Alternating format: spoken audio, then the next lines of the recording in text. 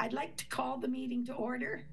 This is the January 26, 2021 Rainbow District School Board regular board meeting.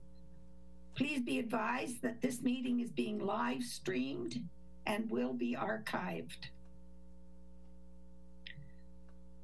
The Rainbow District School Board would like to acknowledge that we are on the traditional and ancestral territory of the Anishinaabe, including Atikameksheng, Anishinaabeg, and Wahnapitae nations.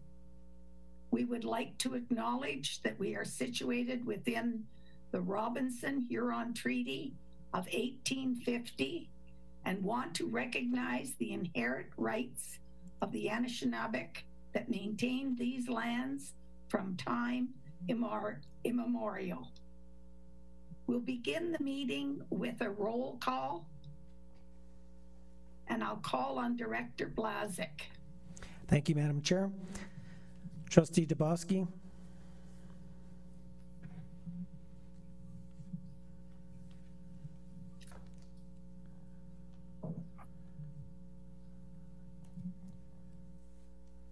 Can't hear. There we go. I can hear you now, Director Blazek. Oh, sorry. Trustee Dubosky. Present.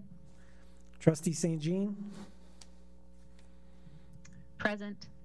Trustee Gibson. Present. Trustee Cosmerly. Present. Trustee Morrison. Present. Trustee Dewar. Present. Trustee Hunda. Present. Trustee Stringer. Present. Trustee Clement. Present. Student Trustee LaFrance. Present.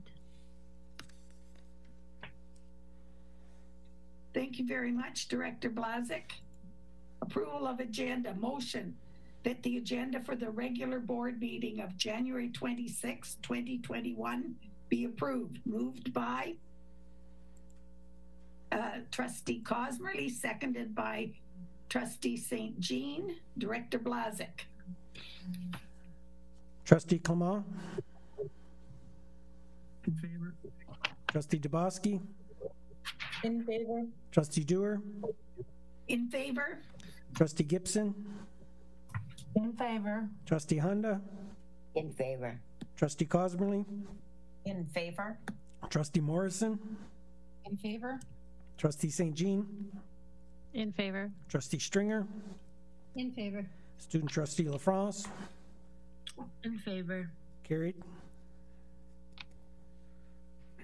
Motion is carried. Thank you very much.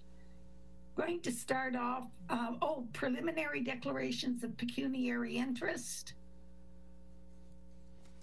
There being none, we'd like to start off with a presentation on financial literacy. And we're so pleased to welcome Superintendent Noble. And I know that she will be introducing people who will help her with that presentation. So, Superintendent Noble, Director Blazek, did you want to say anything before? No, that's fine, Madam Chair. Thank you very much. Superintendent Noble, thank you. Thank you very much and good evening. It's a pleasure to introduce Leslie Fisher, Principal of Program for the Rainbow District School Board, and Danielle Gagnon, Elementary Math Consultant and Board Math Lead for the Rainbow District School Board.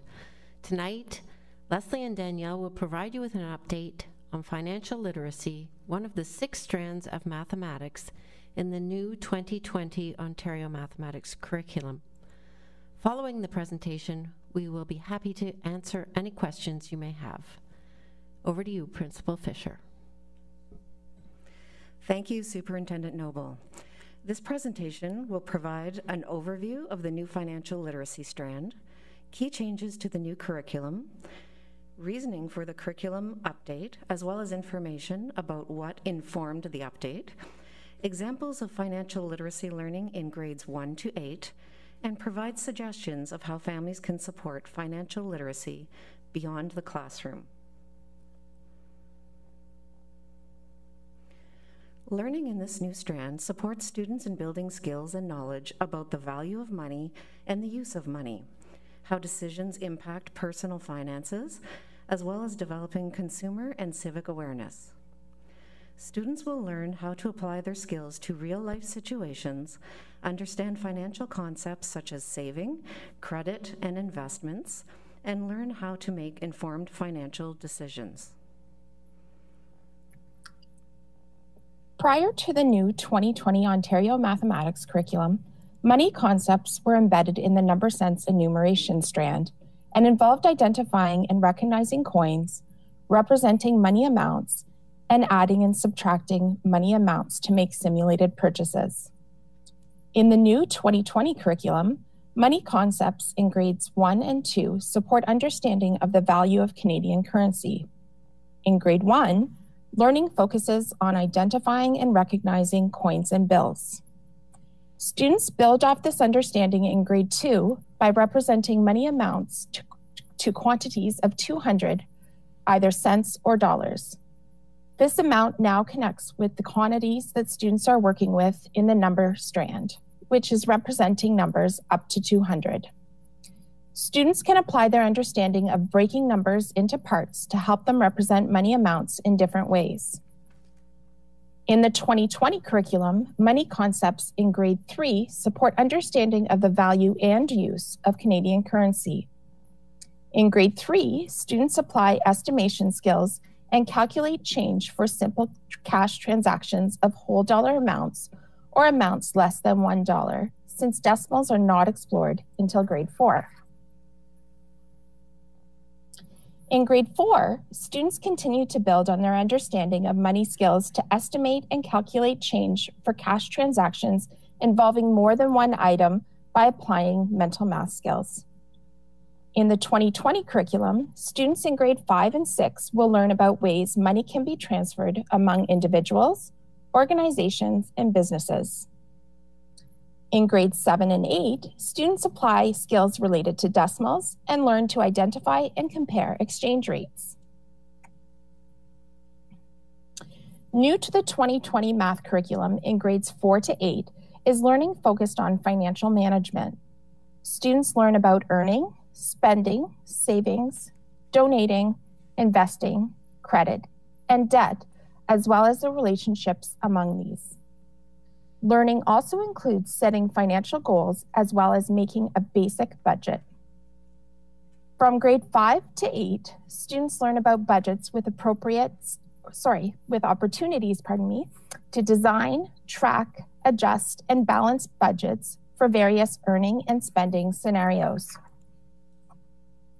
Students in grades 4 to 8 learn about financial decisions and their impacts, as well as setting financial goals, resources available to support financial planning and reaching a financial goal, and adjusting budgets to meet financial goals.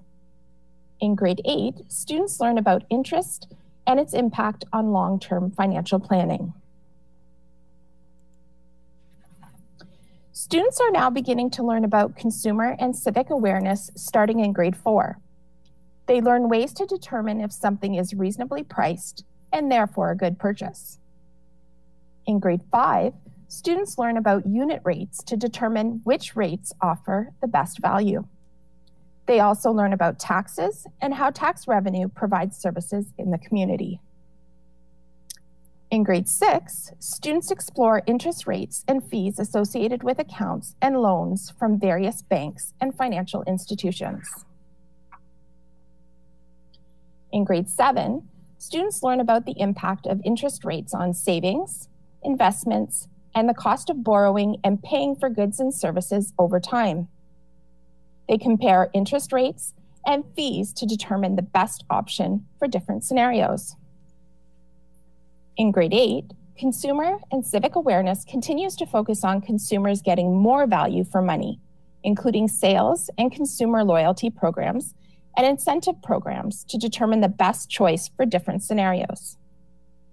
Learning also includes comparing interest rates, annual fees, rewards, and other incentives, as well as comparing contracts offered by credit card companies to determine the best choice for various scenarios. The Ontario Mathematics curriculum was updated for a variety of reasons. Firstly, the update supports Ontario's 4-year math strategy designed to improve student performance in math, help students solve everyday math problems, and increase students' employability for the jobs of tomorrow. Secondly, the updated curriculum helps to ensure that students have the skills required to succeed. In addition, recent research and practice have provided a clearer understanding of how students learn. Finally, with the last Ontario math curriculum having been released in 2005, it was time for an updated, modern curriculum. The financial literacy strand was added to support students in understanding the value and use of money over time, how to manage financial well-being, and the value of budgeting, all valuable life skills for our students to learn.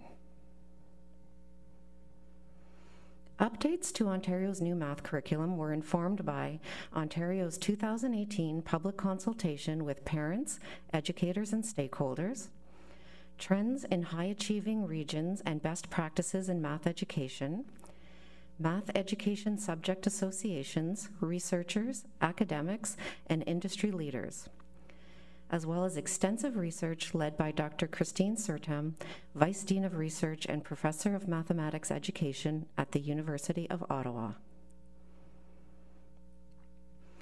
The following slides include sample lessons from grades 1 to 8 from 2 resources that are supporting teachers with the implementation of the new 2020 Ontario Mathematics curriculum, including the new financial literacy strand. The lesson samples come from the Ontario Association for Mathematics Educators document entitled Elementary Mathematics Curriculum Resource Project, as well as Canadian mathematics researcher Marion Small's Math Up resource. In grade 1, students learn to recognize Canadian coins and bills and compare their values. Students may examine a collection of Canadian coins, for example, and notice distinguishing features such as the color of the coins, the size of the coins, the image on the coins, the texture, and the value of the coins. The students' observations are used to create anchor charts for the class to refer back to. A follow-up activity might include a Who Am I game, where students use descriptors of a coin and ask others to guess what coin they are describing. This game could then be played at home for extra practice. In grade 2, students build on their understanding that money has value and identify different ways to represent the same amount of money. For example, how different combinations of coins can add up to $1, and how different combinations of loonies, toonies, and bills can add up to $100. Students in grade 2 can apply their understanding of breaking numbers into parts and equivalents to help them represent money amounts in different ways. Students' experiences breaking whole numbers into parts can apply to units of money, such as cents or dollars, as well as measurement units, such as centimeters or kilometers, for example. In grade 2, students work with money amounts to 200 cents or $200, as this connects with the quantities they are working with in the number strand.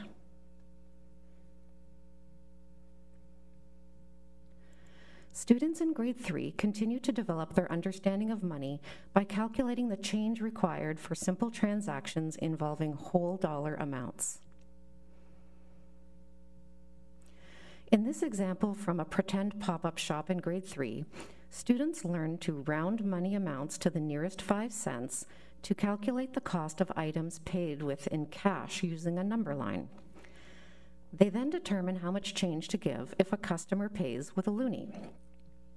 Students apply the mathematical process, selecting tools and strategies, as they use a variety of concrete, visual, and electronic learning tools to investigate mathematical ideas and to solve problems. In grade 4, students learn that there are different ways to pay for goods and services. Students also learn how consumers determine whether an item is good value for the price. In this grade 4 lesson, students learn to become informed consumers as they describe ways of determining whether something is reasonably priced and therefore a good purchase. Skills from the number strand are integrated as students apply their skills of rounding and determining unit rate while solving problems related to best buys. Students apply the mathematical process reasoning and proving as they apply reasoning skills and justify their thinking, for example, in this real-life example. In grade 5, students learn about different ways to transfer money between people and organizations, such as e-transfers and checks. They calculate the total cost and change required for cash transactions involving items priced in dollars and cents using mental math and other strategies. Students learn how to determine the best value for an item, for example, 5 apples for $1 versus 3 apples for 75 cents. Students prepare basic budgets and learn about the concepts of credit and debt.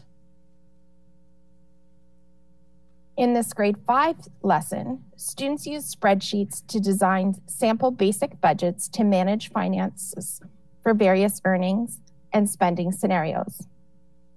They leverage the technology to easily change earnings and spendings in their budgets and observe the changes. Coding is incorporated to perform the calculations within the spreadsheet cells. Students observe the changes that they notice and share their observations in a class discussion.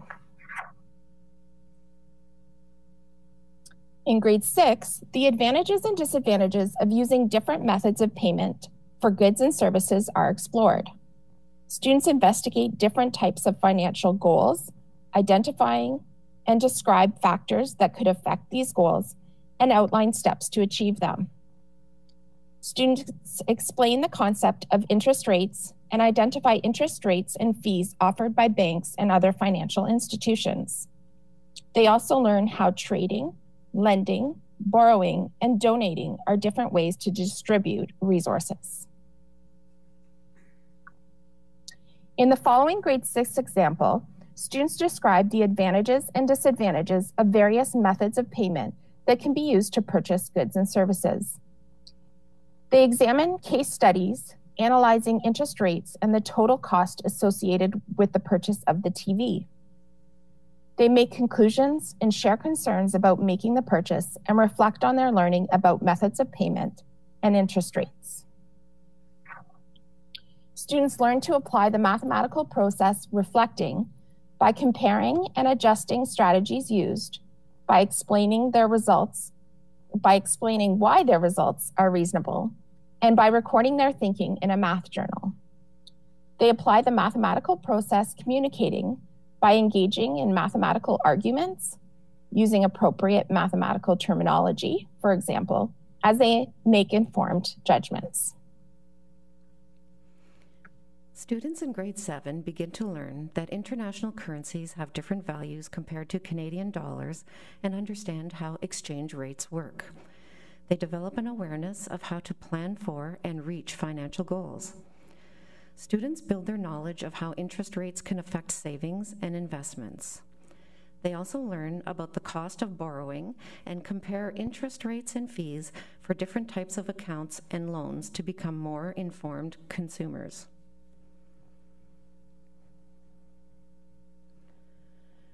In this grade 7 lesson, students are introduced to a scenario where they are helping a friend with selecting a phone plan and figuring out ways the young student could make money and save up to pay for it. Students determine a plan for earning money and research different types of savings plans. Based on their savings and budget, they research phone plans. Then, using the information from their savings plan, they determine whether that plan is feasible and appropriate for their budget. Students may change their choice of plan if it exceeds their budget.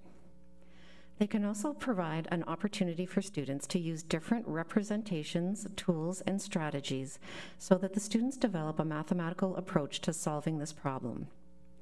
In this task, students apply their understanding of concepts such as rounding numbers. They solve multiple step problems while working with whole numbers, decimals, fractions, percents, and rates, all expectations from the number strand, And they also explore patterns in a real-life context, which is an expectation of the algebra strand. In grade 8, students learn to create a plan to reach financial goals and identify ways to maintain balanced budgets. Students compare different ways that consumers can get value for their money when spending, such as using reward programs or taking advantage of sales. Students investigate the concepts of simple and compound interest using technology, for example, a spreadsheet program, and explain how interest affects long-term financial planning.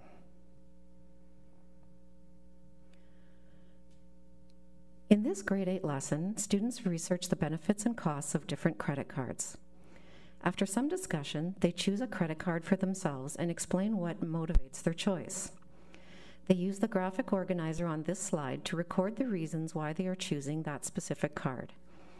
Students learn to think critically and creatively as they apply the mathematical processes connecting and communicating so that they can make connections between math and everyday contexts to help them make informed judgments. The following 3 slides contain suggestions for supporting student learning beyond the classroom. When shopping, let your child identify the coins you're using. Ask them to tell you about each coin, including its name and its value. You could go shopping together and ask your child to estimate the amount of a purchase, calculate tax, and check their change. Compare the prices of an item at different stores and consider what would be the best deal. Have discussions about making good choices while grocery shopping based on prices and sales. During dramatic play, provide opportunities for your child to play with real or pretend money. For example, you could make up a play store where prices are 20 cents or less and invite your child to go shopping. Only one item can be purchased at a time, and your child has to show the correct amount of coins to buy an item. Coin collections. Collect some coins in a jar. Empty the jar and let your child handle the coins. Ask about physical features of the coins or point out some features. Include pennies in your money jar. Even though the penny is not currently in circulation, children will benefit from knowing what we mean by 1 cent. That is the value of a penny. The values of the nickel, dime, and quarter are all indicated in cents.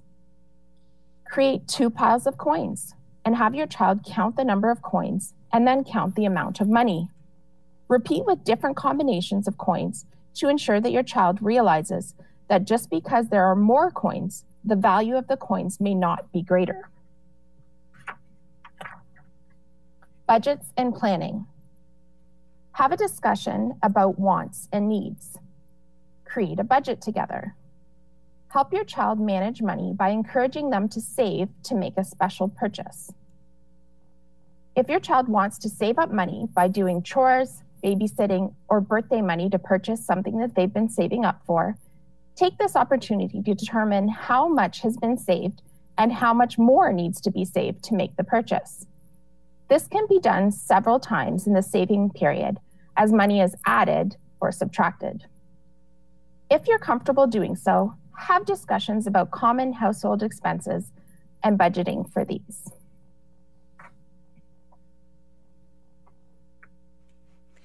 Thank you for this opportunity to share information about the new financial literacy strand from grades 1 to 8. We will now provide time for questions.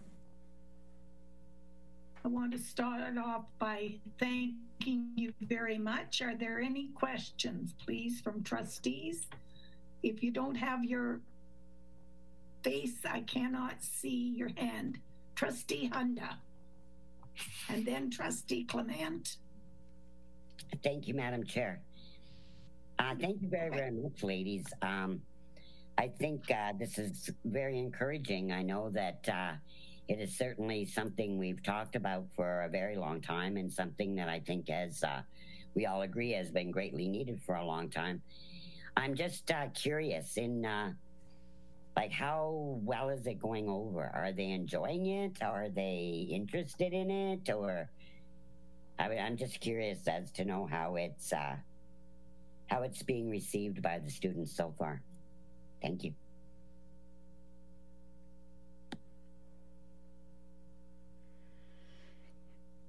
So at this time, we have had a little bit of feedback from the system. The teachers are certainly processing the new expectations. And of course, we know that children are often motivated by the thought of money, so it is of great interest to them. So far, some of our early feedback that we've been receiving is that the children are very interested. Supplementary, Madam Chair. Trustee Hunda. Thank you. Well, again, I want to thank you very much, and I want to tell you that I appreciate the presentation today, because I'm going to certainly use some of these ideas with my grandies, because I see where there's often very many wants and not always an understanding of, well, you have your bank card, buy it, you know, and that's about where the thinking is. So I want to thank you again very much for the presentation, and I want to thank you for the examples that I know that I will be taking home with me and using. Thank you very much, ladies. Trustee Morrison. I just want to build on Trustee Hunda's questions and comments. I too think this was a long time coming. We knew our student trustees were looking for this change to the curriculum for several years now. And, you know, just when you go over that presentation, Judy, I see it as a basic life skill. I mean, this is something that we all need to know, and some of us should have had those lessons when we were going through elementary and secondary school. That's all I'll say. Most of us learned our lessons about credit after getting ourselves into trouble at an early age. And then you realize, oh no, it's not all free. I can't just walk out of the store with this in a bag and never have to pay for it. So thank you for that. My follow-up question to Trustee Hunda's question is, how are the staff adjusting? Because many of us, although we think this was a great idea and a great positive change forward to the math curriculum, we're also concerned about another change to curriculum in this year of all years with all the other changes that are going on. So how are staff adjusting in terms of delivering the revised curriculum? So we were very fortunate that at the very beginning of the year, we did have a professional activity day devoted to the new math curriculum. So a variety of resources were provided to teachers. And I think one of the most important resources was really the side-by-side comparison of the former curriculum and the new curriculum. And so that we could see very clearly, and the teachers could see, what the changes were and what they needed to focus on. We've also have a very strong math team here at the board that has been working extensively with our schools to support either virtually or in person at the school, and have provided a variety of resources that teachers can look to provide that kind of support. And the ministry has also created an entire website devoted to the new math curriculum. And so teachers have been referred to that as well. The ministry is releasing on a regular basis samples of lessons and ideas for communicating with parents. So there is quite a wide variety of support that is there. And so we know that our teachers do have an amount of support that is very helpful to them. And so yes, it is a challenge, but the teachers are very aware that it was a much needed change. And so they are embracing it. Thank you very much. Supplementary. Leslie. Madam Chair. Supplementary. Just a very Trustee Morrison. Just a very brief comment. I can just also see a whole lot of ancillary educational or learning opportunities here when you're talking about some of these things about dealing with money and dealing with debt and dealing with saving plans and so on. For example, I remember a conversation in our family about taxes. Well, why am I paying taxes? I don't make a lot of money. Why am I paying taxes? And what does that go towards? So I can see the links to things like civics and a whole lot of other things. So I want to thank Danielle and thank Judy and thank all the staff in the schools who I know have been working hard to make this a reality for our kids this year. Thank you to everyone. Thanks. Thank you very much. And I want to add my thanks to Leslie Fisher, Program Principal, and to Danielle Gagnon, Elementary Program Consultant. And I have a question that I don't want an answer to. It's not really a question, it's something to ponder. that is something that's always bothered me ever since I was a long time ago. And that is, why is it that when we write cents, we put cents, the cent sign, after the number? And yet when we write dollars, we put the dollar sign before the number. And by the way, I see that by practice, that may be falling by the wayside. Thank you very much once again.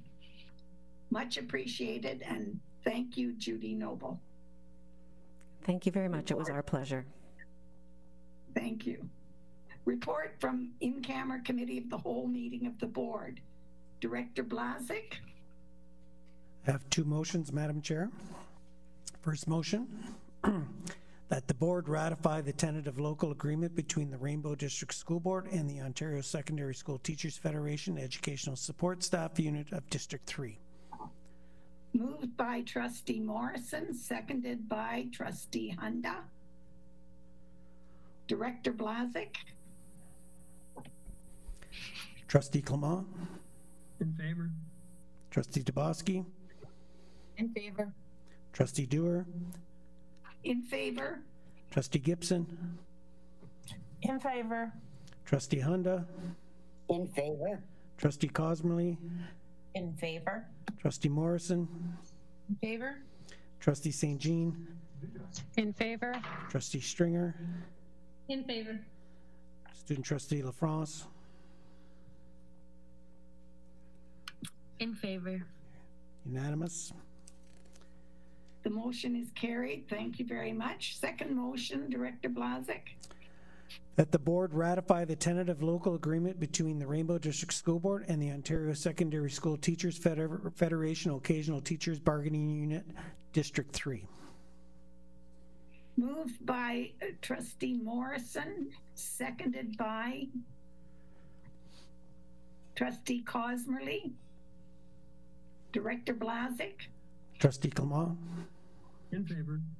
Trustee Dubosky. In favor. Trustee Dewar. In favor. Trustee Gibson. In favor. Trustee Hunda. In favor. Trustee Cosmerly. In favor. Trustee Morrison. In favor? Trustee St. Jean. In favor. Trustee Stringer. In favor. Student Trustee LaFrance. In favor. Carried. Motion is carried. Thank you very much. Previous minutes, motion that the minutes of the organizational board meeting held on Tuesday, December the 8th, 2020 be approved. Moved by Trustee St. Jean, seconded by Trustee Cosmerly. Director Blazik. Trustee Clement. In favor. Trustee Dubosky. In favor. Trustee Dewar. In favor. Trustee Gibson. In favor. Trustee Hunda. In favor. Trustee Cosmerly. In favor. Trustee Morrison. In favor? Trustee St. Jean. In favor. Trustee Stringer. In favor. Student Trustee LaFrance. In favor. Carried. The motion is carried. Motion that the minutes of the regular board meeting held on Tuesday, December the 8th, 2020 be approved. Moved by Trustee Dubosky, seconded by Trustee Hunda. Director Blazik. Trustee Clement. In favor. Trustee Dubosky. In favor. Trustee Dewar. In favor. Trustee Gibson. In favor. Trustee Hunda. In favor. Trustee Cosmerly. In favor. Trustee Morrison. In favor? Trustee St. Jean. In favor. Trustee Stringer. In favor. Student Trustee LaFrance. In favor. Carried. Motion is carried. 2020-2021 school year update, Director Blazik.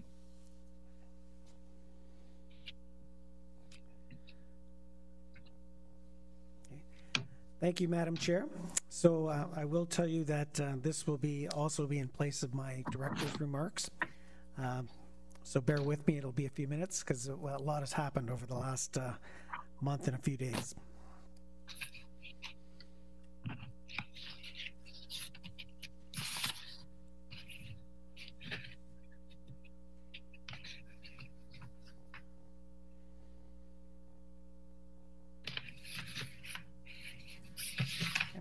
Trustees, since my last update to the board, COVID-19 has increased significantly around the world, across Canada, in Ontario, and here at home. And new variants of the virus are that much more contagious. For this evening's update, I will begin our chronology in mid-December. On Wednesday, December 16th, 2020, we received a last-minute memo from the Ministry of Education advising us to prepare for all scenarios following the Christmas break. After hosting a conference call with principals and communicating with staff, we sent a letter to parents and guardians indicating that although we are planning for schools to reopen on January 4th, 2021, as scheduled, should the return to in-person learning be delayed, learning will continue remotely when classes resume. We invited parents and guardians of in-person learners to complete a survey to assess technology needs. We asked students to bring home any materials they may require for remote learning before leaving school. We thank students and families for following health and safety protocols to limit the spread of COVID-19 and reminded them to continue to choose their actions wisely over the holidays to make the return to school as safe as possible. We posted a number of resources online to promote COVID-safe vacation, and a holiday banner on our website provided ease of access to the letters and resources. Of course, planning for all scenarios means being prepared to pivot. Here is a sample of the surveys that we asked families of in-person learners to complete by December 22nd, 2020, one for elementary and one for secondary. To support our newcomer families, conversation circles were held with public health and YMCA immigration services. We were pleased to partner on this important initiative to assist our newcomer families with the health and safety protocols. In the wake of the mounting cases of COVID-19, on Monday, December 21st, 2020, the Government of Ontario announced a province-wide shutdown to help slow the spread. The province indicated that our area, Sudbury, Espanola, Manitoulin, would enter a temporary shutdown effective December 26th as part of the province-wide order. Time-limited, wide-scale measures and restrictions would be in effect for 14 days, bringing us to Saturday, January the 9th. Students would learn remotely the week of January 4th to the 8th. The impacts of these measures would be evaluated to determine if it is safe to lift restrictions or if extensions were required. And over the following days, staff reviewed the technology survey data to develop a plan of action to deploy devices. Executive Council met on Monday, December 28th, to determine next steps. We sent an email to principals to say they would know what to say that, so they know what they were to expect. On Tuesday, December 29th, after communicating with trustees and employees, we sent a letter to parents and guardians, which was also posted online. We indicated the following. Students attending Rainbow Elementary Virtual School would resume their regular timetable on the 4th of January. In-person learners in elementary and secondary schools would shift to teacher-led remote learning from January 4th to the 8th. There was one exception. Jean Hansen Public School and Ruth McMillan Center would be open for in-person learning to support our students with exceptional learning needs. Students who attend these schools would receive transportation as regularly scheduled. All other schools would be closed, and we prepared to pivot. I would like to express our gratitude to our staff in information services who returned to work early to get devices sanitized and ready for distribution. Thanks to their efforts, we were well positioned for a smooth and safe startup following the Christmas break. As we prepared to resume learning, our superintendent responsible for health and safety, Bruce Burgett, forwarded a health and safety refresh to all schools to review with students and staff. I would like to acknowledge David Digby, our health and safety officer, for his work in developing the slide deck for our schools. It has proven to be an excellent way to share important reminders as we continue to make COVID-19 education a priority in both face-to-face and remote learning. We also added videos on protocols to our website for all to access from the COVID-19 Updates web banner. In addition to health and safety, the focus on Monday, January the 4th, was to support the transition to remote learning. Schools reached out to in-person learners who required technology to learn from home.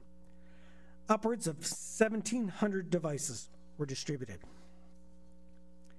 Teachers provided instructions to access the appropriate virtual platform. They verified email addresses, ensured the home and room class timetables, ensured they were posted within the platform, and provided reminders about COVID-19 safety practices. Virtual instruction for in-person learners began on Tuesday, January 15th. Elementary and secondary students followed their regular schedules remotely. Teachers connected with students to provide additional information. Students who do not have access to the internet received paper-based assignments. Students with special education needs continued to be supported remotely by their classroom teacher and educational assistant. Mental health supports were also available. We indicated that Rainbow schools from kindergarten to grade 12 were scheduled to reopen for in-person learning on Monday, January 11th. On Thursday, January the 7th, the medical officer of health for the province of Ontario indicated that COVID-19 was spreading at alarming rates. He announced that the lockdown in the north would be extended to January 23rd. And while schools in southern Ontario remain closed, schools in northern Ontario would reopen on January the 11th for in-person learners. The chair of the board received additional information directly from the Minister of Education when their weekly conference calls resumed. The local directors of education held a teleconference with public health the following morning just prior to another announcement by Premier Ford. The Premier called the situation scary and warned that we would fall off our chairs when new modeling data was unveiled the following week. He called it the most serious situation we have been in since the pandemic began and advised that there is too much complacency. A lot of people are ignoring public health measures, and the modeling will be a real wake-up call. After meeting as an executive council and hosting a teleconference with principals, an email was sent to staff confirming the return to in-person learning. We emphasized protocols and the need to remain vigilant. A letter to parents and guardians confirmed the return to in-person learning for all students effective Monday, January 11th. Again, health and safety protocols were emphasized, especially the need to screen for COVID-19 before coming to school. Additional measures as a result of the province-wide shutdown affected athletics and instrumental music in Rainbow schools. Athletic training and competition was paused. Brass, wind, and vocal performance was also paused in secondary music classes. Students are required to practice at home for any upcoming performance tasks or assessments. But schools are being creative. Espanola High School is borrowing from a popular sport to learn music without skipping a beat. Students are playing instruments with basketballs, choreographed to classical pieces. Let's take a look. Everybody ready?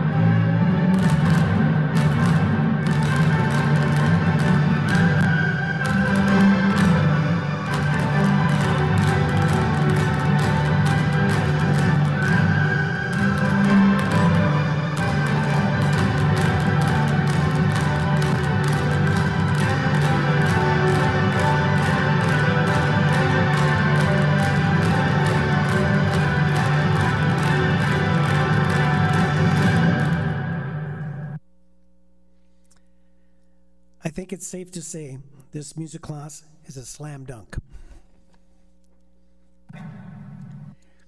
In-person learning resumed on Monday, January 11th, and health and safety protocols were, once again, emphasized with students and staff who are now back in school for face-to-face instruction. On Tuesday, January 12th, the Chief Medical Officer of Health for the province unveiled the updated modeling data. With thousands of cases projected daily, it was clear that the healthcare system would be stretched to the limits and may be unable to respond to the demand for critical care. It was the wake-up call foreshadowed the previous week. Shortly after, the Premier announced the second state of emergency in Ontario. Effective Thursday, January 14th at 12:01 a.m., the government issued a stay-at-home order requiring everyone to remain at home with exceptions for essential purposes, such as going to the grocery store or pharmacy, accessing healthcare services, for exercise, or for essential work. This order and other new and existing public health restrictions are aimed at limiting people's mobility and reducing the number of daily contacts with those outside an immediate household. In addition to limiting outings to essential trips, all businesses must ensure that any employee who can work from home does work from home. On the evening of January 12th, 2021, we were joined by staff from Lockerbie Composite School who made a presentation on in-person and remote learning at the Strategic Planning Committee. There are great things happening in our schools in teaching and learning, and we cannot lose sight of our core function. I'm proud of our students and staff who have demonstrated tremendous resiliency. I'm also grateful to our parents and guardians for their support, as we have all had to be flexible as we respond to COVID-19. Speaking of teaching and learning, I would like to take a moment to provide an update on EQAO Grade 9 Math. Llewellyn Park Secondary School completed the assessment 2 weeks ago. Manitoulin Secondary School completed the assessment this past week. All other secondary schools will be completing the assessment this week, except Chelmsford Valley District Composite School, where there are no Grade 9 mathematics classes this semester. Schools worked with EQAO to resolve a few issues that occurred during the field test. Just a note, a field test does not impact a student's grade. To continue to keep students, staff, and community safe, additional health and safety measures were put in place for in-person learning. Masking for grades 1 to 3 and requirements for mask wearing outdoors, enhanced screening protocols, and discouraging students from congregating before and after school. The ministry also indicated that they would expand targeted testing. We're certainly open to having voluntary testing done in our schools and have advised the ministry as well as our own local health unit. After communicating internally, we sent a letter to parents and guardians on Wednesday, January 13th, indicating that Rainbow Schools will remain open and in-person learning will continue as the province of Ontario implements additional measures to limit the spread of COVID-19. Transportation will continue for elementary and secondary students in Sudbury, Espanola, and Manitoulin. Once again, we emphasize health and safety in our letter to parents and guardians. As indicated previously, we're following health and safety protocols to keep everyone safe, wearing masks, washing hands, physical distancing, and maintaining cohorts. To support provincial efforts, parents and guardians and students are reminded that masks are required outdoors when students cannot physically distance. Appropriate masks must be worn at all times, so that means no bandanas, scarves, etc. And students cannot congregate before school starts. Students are also asked to go directly home after school and stay home to limit contacts. While secondary students may continue to go home for lunch, they cannot go to public places during lunch. Students can go outside at lunch and must wear a mask at all times, unless they are physically distanced from each other. Students must wear a mask when walking to and from school, unless they are alone. Only small groups are permitted. Parents and guardians are reminded to screen their children daily for any COVID-19 symptoms. Students must stay home from school if they are sick, have had close contact with anyone diagnosed with COVID-19, have been advised by a doctor, healthcare provider, or public health to self-isolate, and or have traveled outside of Canada in the past 14 days. Secondary students can self-screen and monitor for symptoms. We provided the link to the COVID-19 screening tool, which can be accessed at rainbowschools.ca. We indicated that the school screening tool will be updated soon. Please review and follow the guidance. We also indicated to parents and guardians that the next opportunity to transfer students from in-person to remote and remote to in-person learning will be February 8, 2021. Parents and guardians will be invited to confirm their status by completing their survey, available from January 20th, ending last Friday on the 22nd. The provincial stay-at-home order took effect on Thursday, January 14th. Employees must work from home except where necessary. On Friday, January 15th, Public Health Sudbury District released its plan for COVID-19 vaccinations in its service area, which includes all Rainbow schools. Public Health Sudbury District COVID-19 vaccination program playbook is the roadmap to vaccinate area residents against COVID-19. In keeping with provincial guidelines, or guidance rather, the vaccine will be administered in 3 phases. The playbook will be updated as required in response to the supply of vaccine. We will be in the fall before vaccines arrive for the broader population, which means COVID-19 will be with us for some time yet. We must remain focused, and with the recent surge in cases, we must reaffirm our commitment and redouble our efforts to limit the spread. Of course, we view our staff and our schools as frontline workers and will certainly be advocating that vaccines be prioritized for the education sector. While all of this was happening, we stayed calm and carried on. We had to rethink the transition evening that usually occurs in November as a prelude to the secondary school information nights. We produced a presentation that is posted on the board website. We also partnered with Eastlink Community TV to produce an extended version of the presentation that aired the week of January 4th.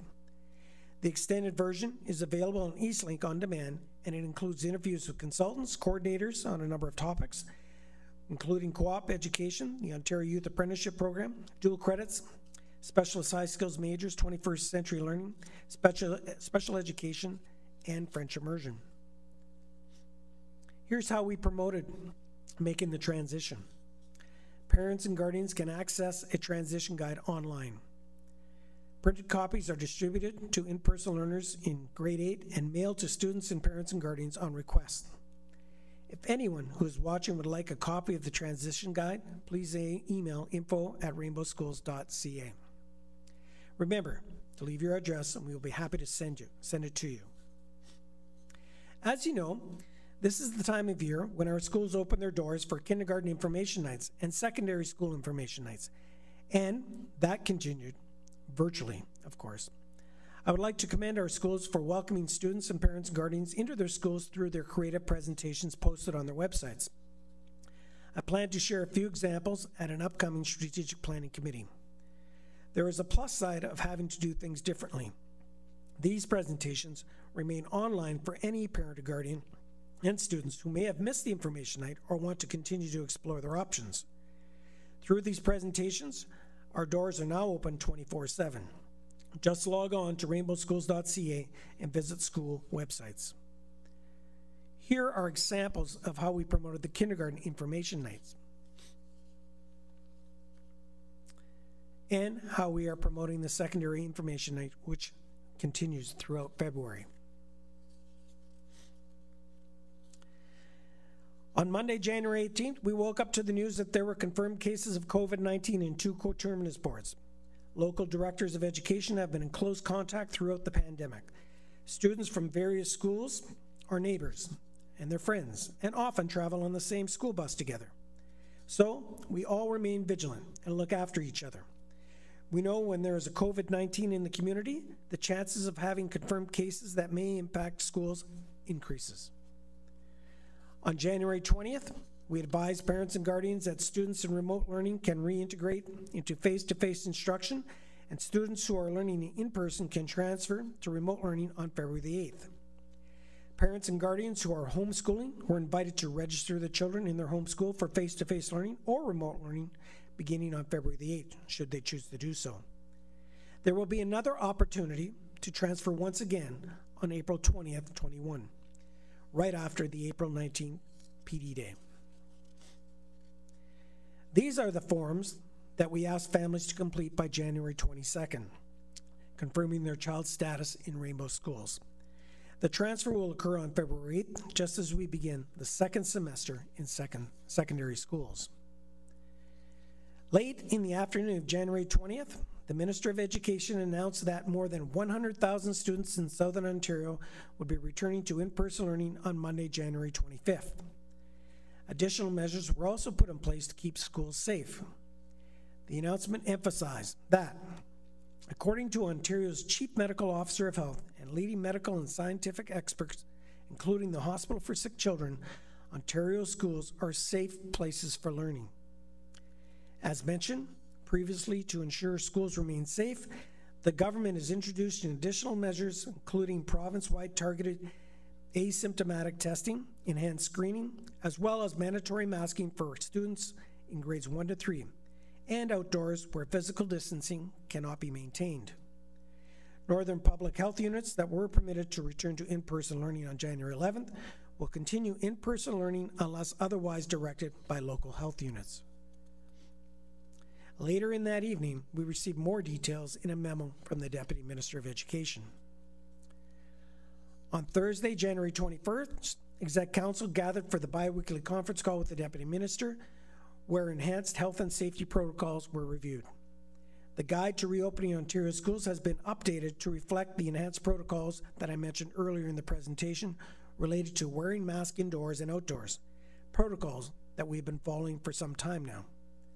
The Guide to Reopening Schools also has been updated to reflect the effect that effective January 25th for all elementary and secondary staff and effective February 10th for all secondary students, schools must conduct on-site confirmation of self-screening prior to or upon arrival to school.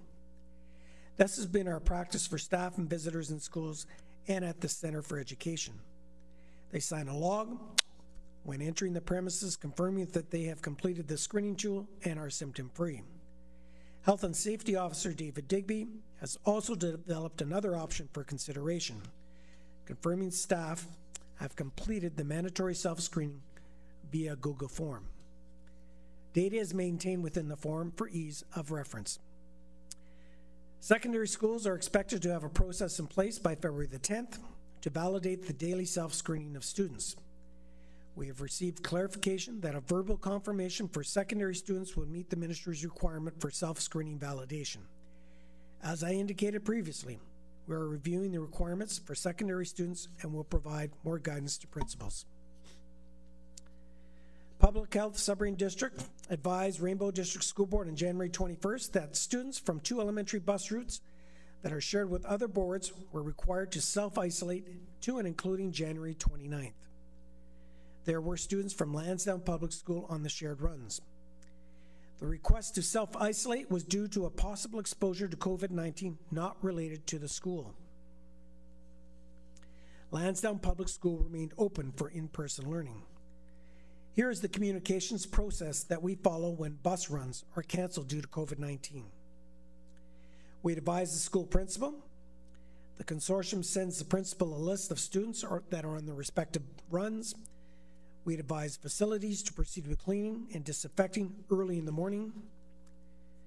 The affected students, their parents and guardians, and relevant bus drivers are notified by the Student Services Consortium. The consortium emails an alert to affected families with a letter from Public Health. The consortium does robocalls home at 7 a.m. Public Health follows up directly with parents and guardians of students on bus routes that are required to self-isolate. We inform trustees and the Ministry of Education. We advise our respective union partners and staff at the school. Then we send a letter to all families at the school as well as the child care providers in the building, as applicable. Once this has been done, we post the letters to parents and guardians on the board website and school websites. Our Superintendent of Health and Safety and school principals host a Google Meet with respective staff before the school day begins. Our schools ensure that students who are on the bus, who are required to self-isolate, are not at school. The school follows up with affected families and students to ensure continuity of learning. And more often than not, this process unfolds late into the evening. Public Health Sudbury and Districts advised the Sudbury Student Services Consortium on Sunday night that students from Adamsdale Public School on 2 shared bus routes and LaSalle Secondary School on 1 shared bus route were required to self-isolate to and including February the 4th. Once again, these cancellations were due to a possible exposure to COVID-19 not related to Rainbow Schools. We act quickly to provide timely communications, following the process that I just outlined. And there is often a domino effect. When runs are canceled because those on the bus must self-isolate, that includes the bus drivers. When there are no replacement drivers, an entire route might be canceled. And we certainly saw this on Monday morning when the consortium announced the complete cancellation of 4 routes. The consortium works with operators to resume the routes as quickly as possible. On Monday, January 25th, we reviewed the responses to the confirmation of status surveys. We received 5,306 responses for kindergarten to grade 8. Here's the results. 79.3%, or 4,209, wish to remain in person. 14.9%, or 789, wish to remain remote. 3.2%, or 172 in-person learners, wish to transfer to remote learning. 2.6% rather, or 136 remote learners wish to attend in person. 71 students need a device. And for the secondary panel, we received 2,090 responses. Again, that's for grades 9 to 12. 73.3%, or 1,533, wish to remain in person. 14.3%, or 299, wish to remain remote. 3.7%, or 78 of in-person learners wish to transfer to remote learning. 8.6%, or 180 of remote learners wish to attend in person. 6 students required a device. We also invited families who are homeschooling to register in Rainbow Schools. We received 44 responses. 50%, or 22 students, will continue to homeschool. 40.9%, or 18 students, will return for in-person learning. And 9.1%, or 4 students, will return for remote learning. Our superintendent responsible for human resources and our manager of human resources will work with schools to follow up on the requested changes. Changes may necessitate a reorganization of elementary classes. At the secondary level, there is a minimal impact because in-person and remote learners follow the same timetable. Public Health Sudbury Districts advised that Sudbury Student Services Consortium on Monday night that a student from Llewellyn Park Secondary School on 1 shared bus run, and students from Lockerbie Campus School on 2 shared bus runs, and students from Sudbury Secondary School on 4 shared bus runs were required to self-isolate to and including till February the 5th. Once again, these cancellations were due to a possible exposure to COVID-19 not related to the schools or the board. Bus runs are shared with coterminous boards. And as mentioned previously, the schools follow up the affected families and students to ensure continuity of learning, including exams. In-person learners who are self-isolating will join our remote learners for exams. This could include accommodating activity. This is not only a time for flexibility, but also a time of care as we reach out to our students to ensure they can be successful, whether they're learning at school or at home. We are currently planning for the Professional Activity Day on Friday, February the 5th. Secondary teachers will receive Aspen training. Aspen, in the new student information system, is replacing Trillium this spring. At the elementary system, this will be an assessment and evaluation day for teachers and designated early childhood educators. And our educational assistants will engage in mental health training. Staff who have the ability to fully participate in the PA Day on February the 5th remotely are able to do so at an off-site location. They will require internet access and technology. Staff who wish or need to participate from their work location may also do so. These options are without precedence and without prejudice to future considerations. All staff are responsible for the content and or requirements of the day. Administration will work with their office staff to create a schedule so there is a staff member to receive phone calls or deliveries at the school. CUPE staff will work on site. We have advised the federations and the unions. And this, trustees, brings us this evening's update to a close. I'd be happy to answer any questions that you may have.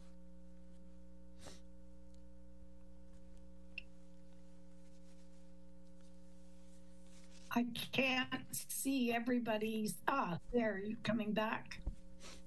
I see Trustee Morrison. Two quick questions, if I could, through you, Madam Chair, to Director Blasek. Sorry. Yes. Yes, please. Director Blasek, in your discussions with the health unit, I mean, I'm sure we're all interested in a whole lot of things as part of your presentation, but I'm wondering about the vaccination rollout and the rapid testing. Have we heard anything further about how soon that's going to be available in school settings? With regards to the vaccinations, what I had mentioned in the presentation, that's to the extent that we know at this time. There may be some nuances within specific sectors within our city, but they do not affect the educational sector at this point. And so I don't have any other further information regarding vaccinations. I will tell you, though, that the Ministry of Education, as well as ourselves, is advocating for educators to be moved to what's called a frontline or essential workers, so that hopefully will bump them up into the process. That would be stage 2, I understand. And that may not happen until early spring or late spring, possibly April, May.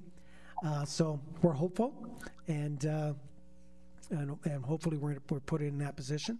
As it pertains to the testing, we're still having conversation with local public health. I will tell you that the Ministry of Education is promoting testing, and they've indicated to us that they would provide at least 2 agencies for some type of mobile testing.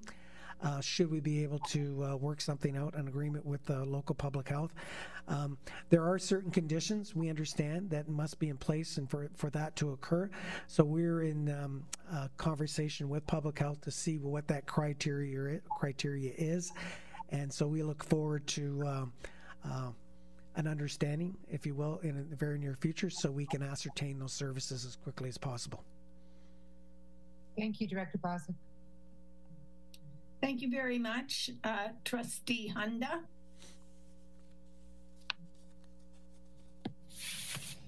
Thank you, Madam Chair. I don't have a question, but I do have a long comment. It's been almost a year of certainly in my lifetime, the most incredible school year ever.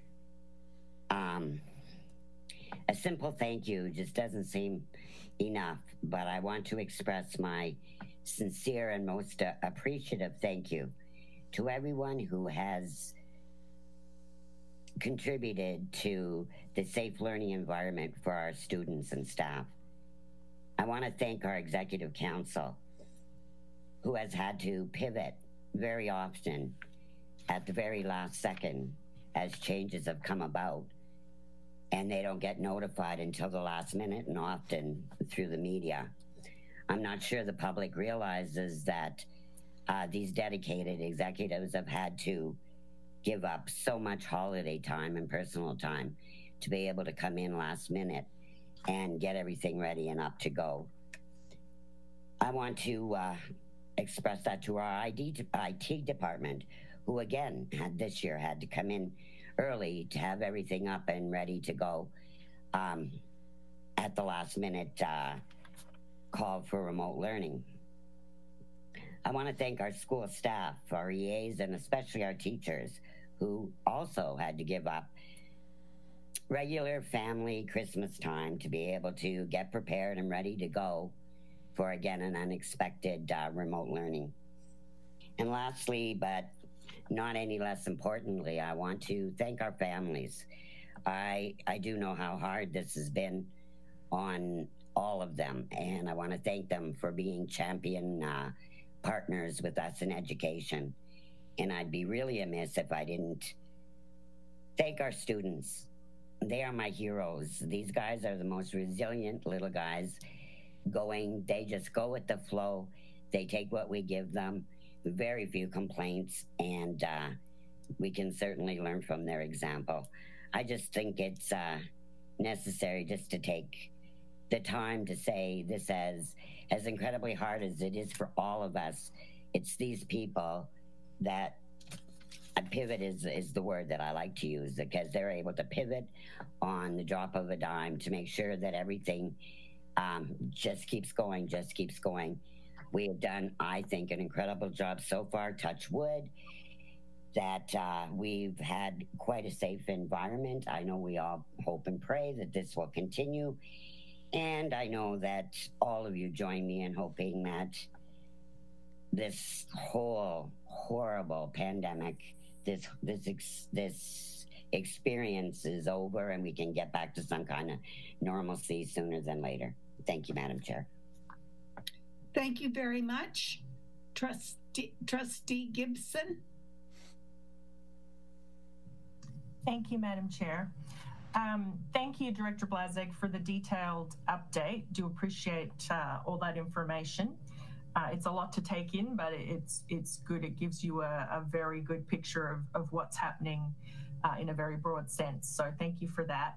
I just wanted to clarify around our secondary learners. As you rightly mentioned, there's no reorganization required when our learners switch at the secondary level. So I was just wondering how much flexibility was built in there.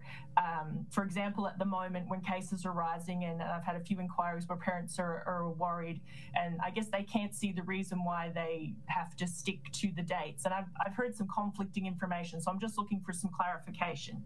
I've heard that people can switch to secondary, but they're marked absent if they're registered as in person.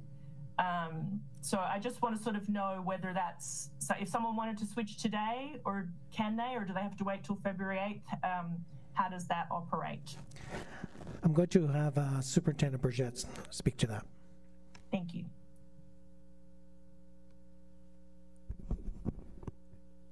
Thank you for your question, Trustee Gibson.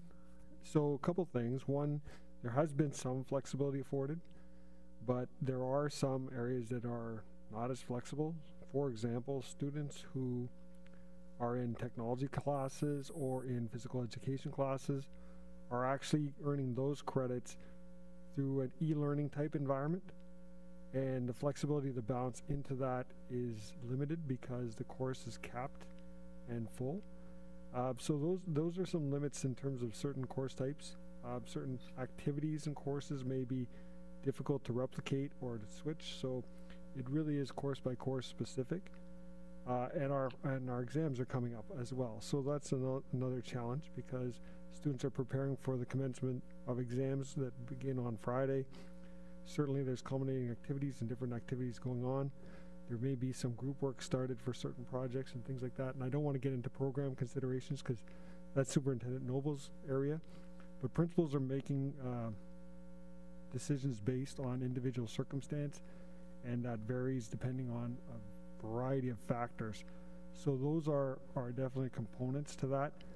For example, we're currently going to have to look at our semester 2 in terms of our needs for some of those courses that have been flipped to e-learning, because students registered in those courses will have to fit into those, and we're looking at what the staffing requirements are and what the numbers are, and it's all part of our semester 2 planning.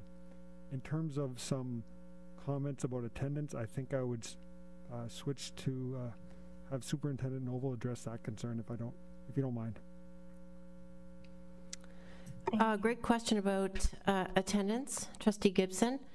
So early on when we were working with Llewellyn, as some of the students had to go remote when there were some cases at that school, we discovered that it wasn't simply quite as easy to say you were present when you were absent. So if you're a face-to-face learner, you are coded as such inside a background in Trillium. And if you're a remote learner, you're also coded that way in Trillium. But if the student was coded as present remotely, which meant that they were technically absent from the building, it could cause great concern if there was a lockdown or if there was a fire drill and the teacher was looking for a student who was coded as present remotely, but they were not physically present, and therefore the teacher couldn't find them. So the teachers do know which students are in which group. The teachers in all of our secondary schools have been wonderful, allowing students the flexibility. What we did work out with information services in the background was that regardless of the fact that whether you were present remotely, but coded absent because you were not face-to-face, we were going to make the change the attendance at the end of the semester to reflect students present for learning, whether it was remotely or face-to-face, so that they will get the proper coding for their being present for learning. So whether they were marked absent from the building, but they were present for learning, it will be all corrected for the report card at the end of the semester. Very complicated. I hope you did understand what I was trying to get at there. Thank you. Thank you very much, Superintendent Noble. Yeah, no, it's good to gain that understanding of all these things that are happening in the background that that most people obviously are not aware of. So thank you very much. Thank you very much. If there are no further questions, I would like to just add my feelings of inadequacy when I listen to that kind of a report, Director Blazek. It is, it's amazing the things that are done and that are being done. And you report it with one sentence, and yet there could be dozens or more, hundreds of people involved in order to accomplish that one thing. So to you and to the staff, thank you. Thank you, Madam Chair. There's applause for you. Tenders and requests for proposals. I'll call on Superintendent of Business, Bazinet. I think what I'll do, Superintendent Bazinet, is I'll put the motion on the floor first, and then maybe you could speak to it. Motion that the board award the contract for construction management services, that's RFP, request for proposal, number 2021-05 to Ameresco Canada Incorporated and Prosperi Company Limited. Moved by Trustee Morrison, seconded by Trustee Hunda, and I see, okay, and I'll let Superintendent call on Superintendent Bazinet, please. Thank you, Madam Chair. Essentially, this is a request for proposal, which is why you do not see a dollar figure attached to it. It is the process by which we select two firms to be on our vendors of record. So they are the two firms that we can call on at any time to assist us with some of our major capital projects that we undertake throughout the period in question. So that is why it is somewhat different than a tender, and it does not have a dollar figure attached to it. So I am prepared to answer any questions that trustees may have. Questions? If not, Director Blazek. Trustee Clement. In favor. Trustee Dabowski. In favor. Trustee Dewar. In favor. Trustee Gibson. In favor. Trustee Hunda. In favor. Trustee Cosmerly. In favor. Trustee Morrison. In favor? Trustee St. Jean, In favor. Trustee Stringer, In favor. Student Trustee LaFrance. In favor. Carried, unanimous. Thank you very much. The motion is carried. Motion that the board award the contract for Central Manitoulin Public School domestic water piping and heating plant upgrades.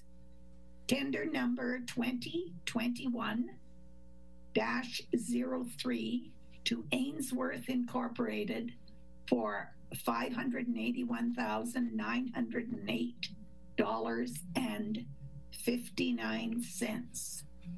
Moved by Trustee St. Jean, seconded by Trustee Cosmerly. And I'd like to call on Superintendent Bazinet.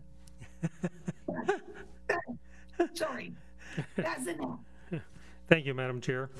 Under the scope of this project, we will be removing the existing oil-burning boilers, the oil storage tank, and the original domestic water lines. We will be installing new propane boilers, which includes some additional building controls. We'll be adding an outdoor fenced area to house the new propane tanks for the boilers. We will also be replacing the old domestic water lines with new water lines, which will help improve the water quality within the building. Thank you. Thank you very much. Any questions? Thank you very much. I'll call on Director Blazik. Trustee Clement. In favor. Trustee Dabowski. In favor. Trustee Dewar. In favor. Trustee Gibson. In favor. Trustee Hunda. In favor. Trustee Cosmerly. In favor. Trustee Morrison. In favor? Trustee St. Jean. In favor. Trustee Stringer. In favor. Student Trustee LaFrance. In favor. Carried.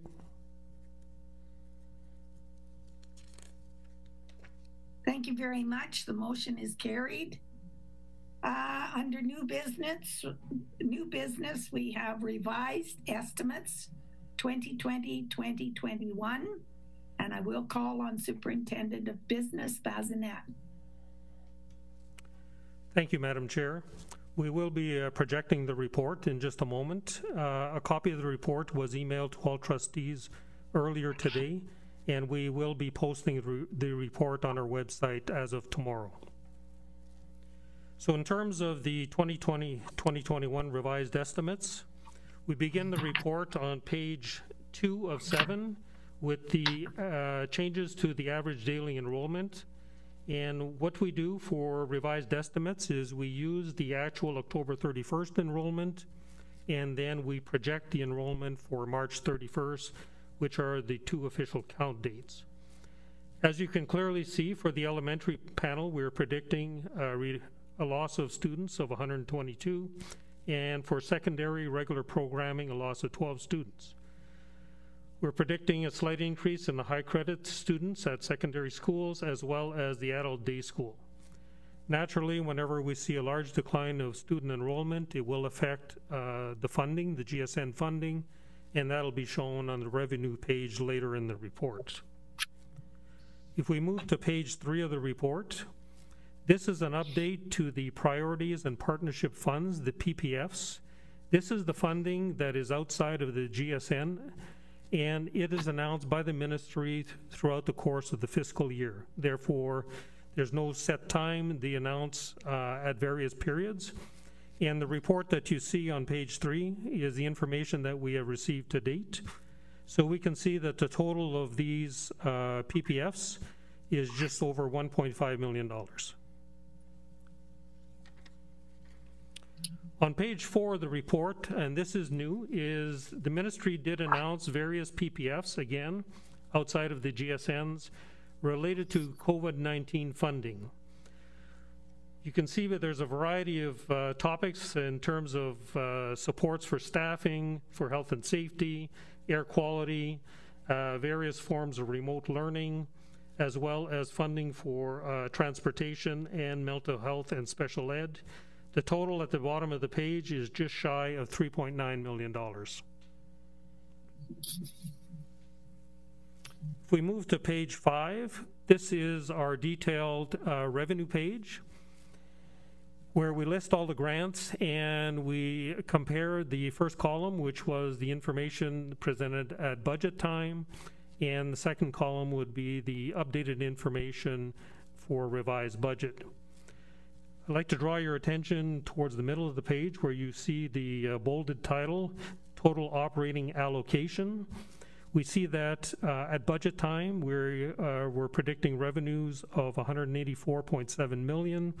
That is now dropped to 183.7, so roughly a drop of just over $1 million in funding, and that is primarily due to the reduction in the overall enrollment in our regular programs. Just above that line, there's a new grant. It's called Grant Stabilization. That was introduced mid-year as a result of the boards and the chairs of the boards when they were meeting with the minister, outlining the fact that all of the boards were predicting declines in enrollment, which therefore affects the GSN funding. So we can see that we are expecting additional revenue of $754,000 based on this grant. If we move down the page, we see that under the line Other Revenue, under Priorities and Partnership Fund, we see that at budget time we had $1.2 million worth of announcement, and as we just saw on the previous pages, we now have $5.4 million worth of PPF announcements. Therefore, it shows an increase of $4.1 million. On the lower section, this is where, subject to completing our year end, which ended August 31st of 2020, we have the carry forward amounts, and that'll be brought into revenue. So we have small amounts for student focused of $131,000, Indigenous education $377,000, special education, fairly large amount, $2.9 million, school renewal carry forward of $3.6 million, and accumulated surplus. We see that we need to bring in $1.3 million in revenue, which is a reduction of our reserves, to balance our budget based on our predicted operating costs, which are shown on the previous page, or on the following page, sorry. So if we move to that page, which is page 6 of the report, we see we have listed the expenses based on the broad instructional categories based on ministry coding. And I just want to draw your attention to the larger amounts. We see that pupil accommodation, which is our facility services, as well as our renewal, an increase of expense of $3.2 million, primarily due to bringing in the additional revenue of the school renewal portion. Towards the bottom of the page, we see a new category that we added. It's entitled COVID-19 expenses, $1.9 million, just shy of $2 million. So these are expenses that we've built into our revised budget. They're over and above the PPFs that were outlined on a previous page, and they're to cover some various expenses in different categories that we're predicting based on what we see our needs are as it relates of the current pandemic. For the priorities and partnership funding, we see that increase of $4 million based on bringing those announcements into our expense as well. So when we talk about PPF, essentially we bring in the revenue and we have exactly the offsetting expense. Page 7 is a summary of our various reserves. So we can see that first column is the balance as of September 1st, 2020. And then the second column is the withdrawal category. So we see that we are predicting to withdraw $1.3 million from the accumulated surplus, $131,000 from student focus reserve, $2.9 million from special education, for a total of $4.4 million for the entire fiscal year. So that, Madam Chair, concludes the report, and be pleased to answer any questions trustees may have. Thank you very much, Superintendent Bazinet. Steve Cosmerly. Just one question through you, Madam Chair, regarding COVID-19 funding. It's a concern to me that there's $1.9 million more than what is being provided with respect to COVID-19. I'm not surprised that that figure is so high. Has there been any talk from the province that there should be additional COVID-19 funding coming to boards? That is my question. Thank you, through you, Madam Chair. Essentially, the ministry has indicated that there is potentially a second round of, as they refer to, federal funding that may be released to the school boards. However, we have not received anything at this time in terms of any details. Just supplementary then, if we do get that federal funding, that would bring down the amount of funding that we would need to take from our surplus? Potentially, yes. It may depend on whether or not there are limitations as to how the money can be spent. As long as it's fairly flexible, that it would allow us to offset some of the predicted operating expenses, then yes, it would be a net gain to the board. Thank you. Trustee Gibson and then Trustee Morrison. I always look forward to the revised estimates, and this year in particular. Oh, sorry, I had recognized Trustee Gibson first. I'm sorry. Oh, I'm sorry. I thought you said Trustee Morrison. My apology. Yeah, Trustee Gibson. You. Thank you, Chair Dewar. My question was about the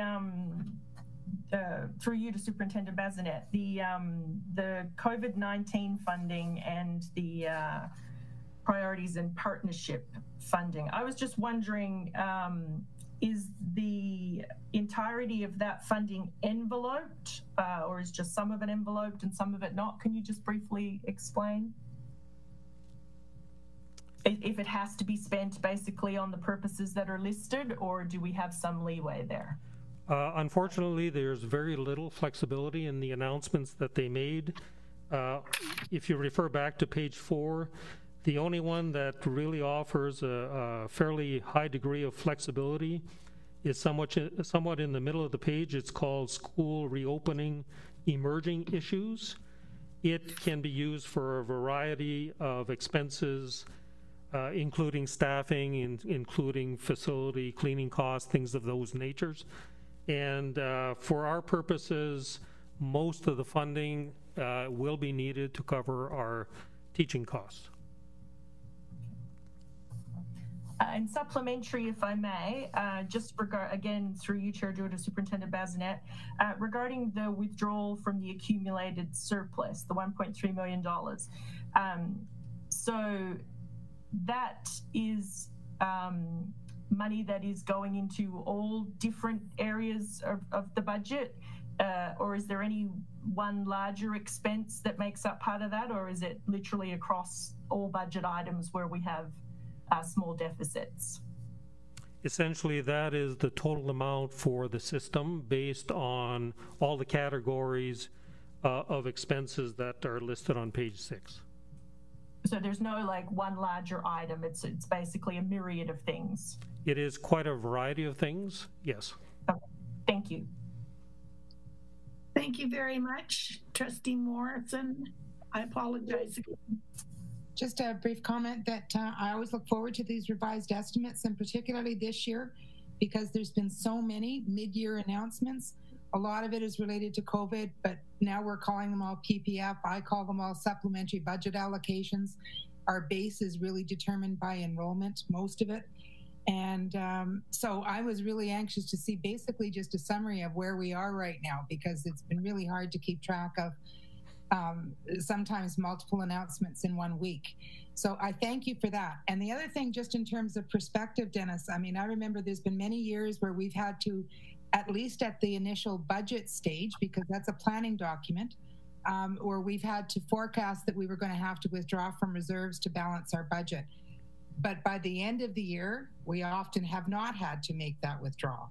So my hope is that this is a pessimistic outlook, trying to make sure we're covering all bases. It's a conservative estimate would be a better word perhaps than pessimistic, a conservative estimate. And at the end of the day, we may or may not have to make those withdrawals from reserves, is what I'm hoping. Just wondering if you have any thoughts on that, Superintendent Basnett? I also would agree with you that we've been somewhat conservative. We think we're realistic, but it's on a conservative side, and we're hopeful that additional monies will be released to our sector and that we can minimize or mitigate that withdrawal from the reserve at year end. Thank you. And thank you again for that updated summary of where we are right now. Thank you. Thank you very much. We have a public education symposium being put on by OBSPA, and you have your background information. It's actually taking place Thursday, day after tomorrow, and it runs from 10 a.m. till, I don't know, about 3:30. The program ends. There's some good stuff there. I haven't been able to go to a PES for quite a few years, so I'm kind of looking forward to taking part and seeing how it happens. So that the board approved the attendance of the following trustees at the virtual 2021 Public Education Symposium to be held via Zoom on Thursday, January 28th, 2021. So could we have a show of hands, please? Trustee St. Jean, Trustee Morrison, Trustee Cosmerly, Trustee Hunda, Trustee Stringer, Trustee Gibson, Trustee DeBoski, and Trustee Dewar. Now, the only person I don't see is Trustee Clement. I can't, I don't see. I won't be going, Madam Chair. Okay, that's fine. I just was afraid I might miss your hand. Anyway, that's quite, I hope I read everybody's name that wants to go. Moved by Trustee Cosmerly, seconded by Trustee St. Jean. Director Blazek.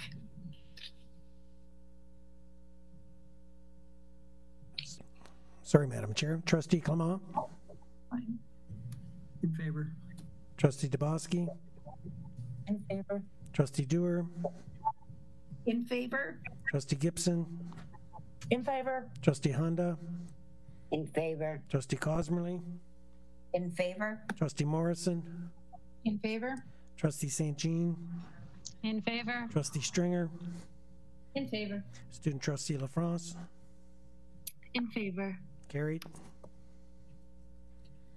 Motion is carried. And now we're taking a look at the Ontario Student Trustee Association. And there is a board council conference being held on February the 18th to the 21st. And I'm going to read the motion that the board approve the attendance of Student Trustee LaFrance at the virtual Osta Aego Board Council Conference on February the 18th to the 21st, 2021. I should have asked you, first of all, Trustee LaFrance, if you're planning on going or attending. It's a virtual conference. Yes, I'm planning on attending.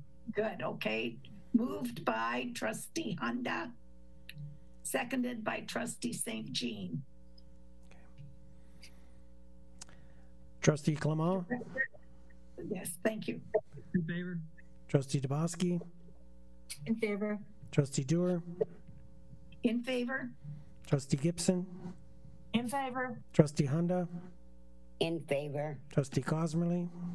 In favor? Trustee Morrison, In favor? Trustee St. Jean, In favor. Trustee Stringer, In favor. Trustee LaFrance, In favor. carried. Thank you very much. There are no requests for leave of absence, and the director's remarks have been covered. Other items, OBSPA Director, Trustee Clement. Did you have something you'd like to report, sir? Thank you, Madam Chair. Last Thursday, January 21st, we had a Northern OBSPA Directors and Indigenous Trustees Council meeting. It was really interesting.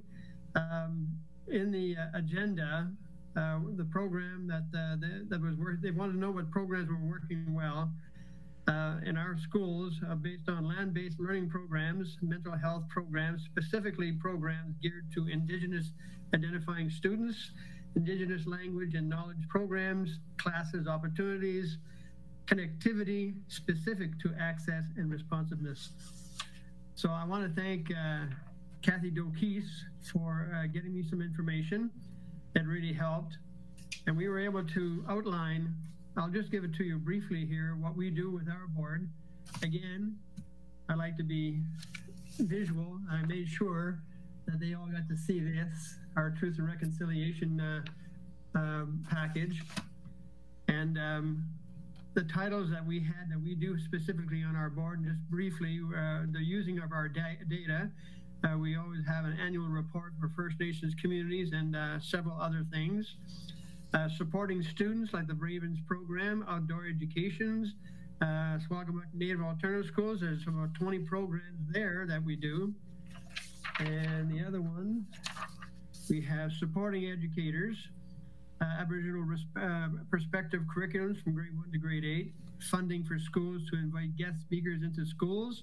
We have about 11 of those programs, and engagement and awareness building Indigenous lead workers closely with First Nations communities, First Nations meetings, urban Indigenous group meetings, and we have about 12 of those ongoing. So they were very interested in hearing that and what we're doing. So, and everybody touched on that on all their boards, what they're doing.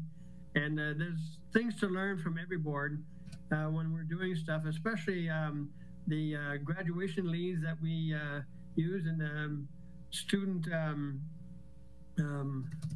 what the heck you call it? Help me out, Margaret. The student leads anyways in the high schools to help students out. And we had more of that program from Thunder Bay, and they were saying we were more than welcome to use it. Why reinvent the wheel when you can use other programs that work? So it was very interesting. Thank you.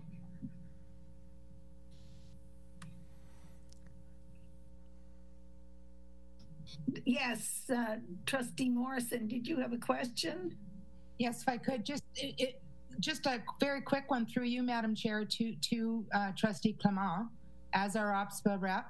Thank you, Bob, for sharing that information, but I just wondered if you had the opportunity to share the virtual tour of MSS. Because that as a facility is in fact a full representation of our commitment to First Nations. Yeah, no, I did not. I should have mentioned that too, yeah, but it didn't come up. Okay, thank you. But that could be something that could be shared after the fact fairly readily, Bob, just through a link to the other OBSPA members, because I think that building really it represents to all of us our commitment to our First Nations community. It is amazing, and I'll make sure I get that out there. Thank you very much. Student Trustee LaFrance, did you have anything?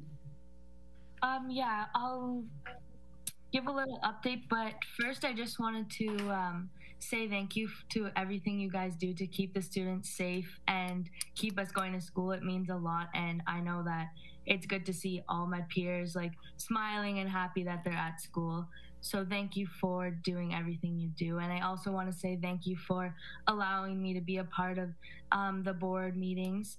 And I've been learning so much, and it's just such a wonderful experience. So I just want to say thank you to all of you for allowing me to do that. So now just a little Student Senate update. We've been working on our COVID-19 campaign video. and it's in the process of being edited right now. And all the senators are really excited to show the trustees and everybody else, all the students in the Rainbow District School Board.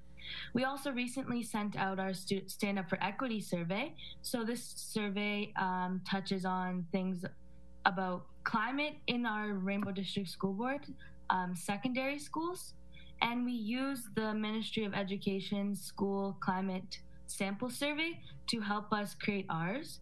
We currently have close to 700 responses. And before I pass it back to you, Madam Chair, I just want to thank and recognize Superintendent Noble for all she does for the Student Senate. We appreciate you so much, and thank you for all your time and hard work. Thank you, everybody. Thank you very much, Ava. And there are a number of thank yous, remote thank yous being offered up. So thanks for keeping us informed. Trustees' remarks or questions? Trustee Gibson. Thank you, Chair Dewar. My question is for yourself. As everyone might remember, at our December board meeting, I had asked about our board self-assessment of our governance performance, a policy that we had in place since 2014. And I was very surprised to find that we've never conducted a board self-assessment. So I was just wondering if there's an update with any timelines regarding that question that I had last month. I'm working on that, and no, I have nothing to report at this time. Perfect, thank you very much. And supplementary, if I may, just following up on that, how I came across these policies is when I was just going through all our policies as part of my independent training through OPSBI's trustee personal development program that's available online to anyone that's interested. And so I had a question about our governance policy 8, which is the Director of Education's performance review. So my question was, when was the last time that that policy was deployed by the board? That one's also been in place since 2014. The policy is quite detailed. It says it requires a formal letter and a public motion. I've not been able to find any sign of a public motion, so I was just wondering if or when that had occurred. We will discuss that in camera. Thank you very much, however, for your, any discussion of staff will remain in camera. So if you have that kind of a discussion, thank you very much. Trustee Gibson, is there anything else? So I can't ask a supplementary question about that topic, is that what you're saying? That's what I'm suggesting to you, yes. Okay, thank you for the suggestion. Thank you very much. Chair's remarks. A friend sent me this inspiring quote. I'm sorry, did I miss another hand that was up? Yeah. I'm so sorry. I sincerely apologize for that. I've got too much on my plate here. Okay, Trustee Dubosky and Trustee Hunda. Anybody else? Thank you, Chair Dewar, but I believe Trustee Hunda's hand was up before mine, so I'll defer to her first. No, I was trying to get the chair's attention for you. I was just trying to draw your attention to Trustee Dubosky. Thank you very much. Okay. Trustee Dubosky, we're on deck. Well, that's teamwork, isn't it?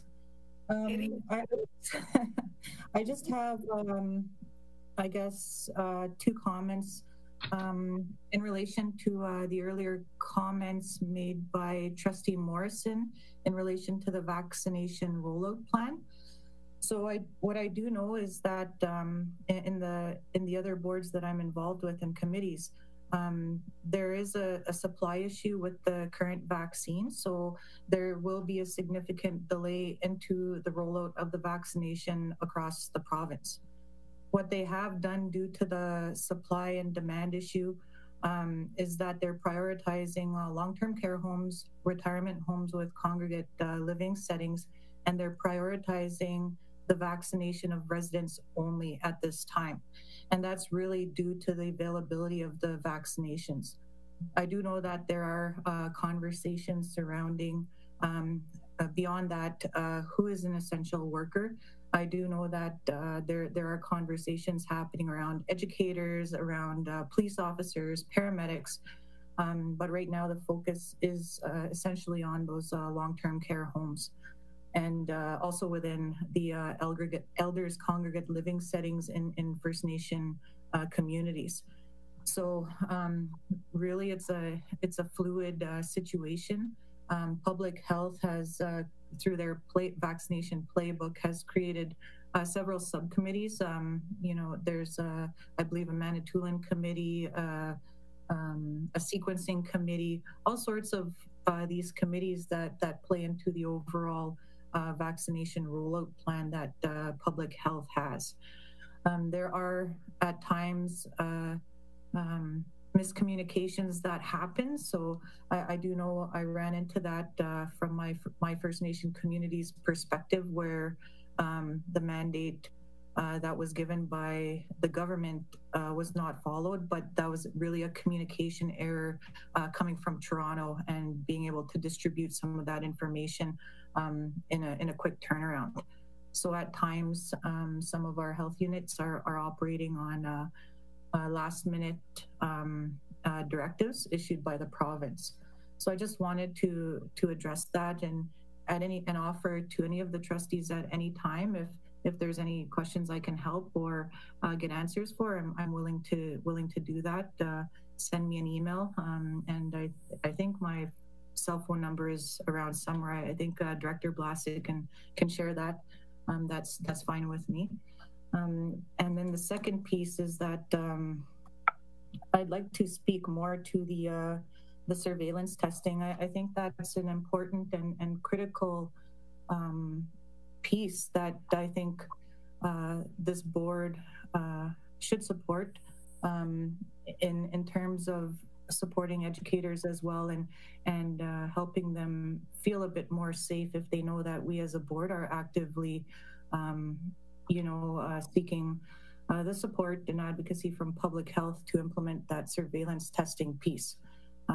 I saw a recent letter from the Catholic school boards who have been hit pretty hard the last couple of weeks, and just tonight on Sudbury.com, a letter was published on behalf of the teachers. So I'm sure that teachers within the Rainbow District School Board are feeling the same. And with the realization of the new variant, that doesn't necessarily come from the UK, but can be created within a host where there's a community spread, which is what we're seeing happening in the Sudbury District Public Health Unit. They did confirm in the Barrie retirement home that most all of you have probably heard about, over 100 of those cases have been confirmed with that new variant. So it spreads faster, and with the spread being faster, sadly, the mortality rate also goes up with that. So I think it's important as a board that we support a motion, and maybe Director Blasek, you can help me with the wording, or Trustee Stringer, that the director requests that Public Health Sudbury and District carry out surveillance testing in the Rainbow District School Board schools. I don't know if we can massage that wording, but I think it shows that this board is very active in that advocacy piece. I know at times there's reluctance because we don't want to talk about the truth that may be occurring in our communities because of fear. But I think we need to be proactive and face that reality that exists for us, our students, families, and our communities. So I think that I would like to put forward maybe better wording if Trustee Stringer wants to help me out here, or Director Blasek. But I would like to put that motion forward to demonstrate that this board is committed to the safety, further committed to the safety, and to do what we can within our power to add those additional layers of protection and ways to find this virus, so that we we are proactive in stopping and curbing the spread. Thank you. Trustee Stringer? Thank you, Madam Chair, and thank you, Trustee Dabowski. At our mental and COVID leadership meeting this afternoon, or this morning, that Trustee Dabowski also sits on, as Chief of Chaging First Nation as well, we discussed, and I spoke again about my concern around surveillance testing, and we had a representative from Public Health Sudbury District on line with us, and I posed the question to them, you know, tell us where this is at. Can we expect to see something in the future, near future? And unfortunately, she was not, didn't have that kind of information, and said that she would take it forward and come back to us with more information around that. I discussed the fact that not only has the province indicated that they would be supportive of that, but not only the province, but also our committee. There was a lot of support all around for it, and Sudbury District Health that very same day, last week when I was discussing it, indicated online on their website that surveillance testing would be put in place in schools. So I think it's a matter of some reinforcement that we would like to see that carry through, and I think the wording is fine, Trustee Dabowski. I think it sends a strong message from us, from the board, to Public Health that this is what we need to do, and we support their moving along with that. Would you be able to, I tried to write down as you were speaking, Trustee Dabowski, and I think I kind of shortened it. I put down that Rainbow District School Board support the availability of surveillance testing. What did you have? I would suggest a stronger word. I would suggest implementation. In Rainbow Schools, within Rainbow. Yeah. Okay, could you give me the whole thing now? Or at least, Heather, I'm hoping you can get it. We really need the, yeah.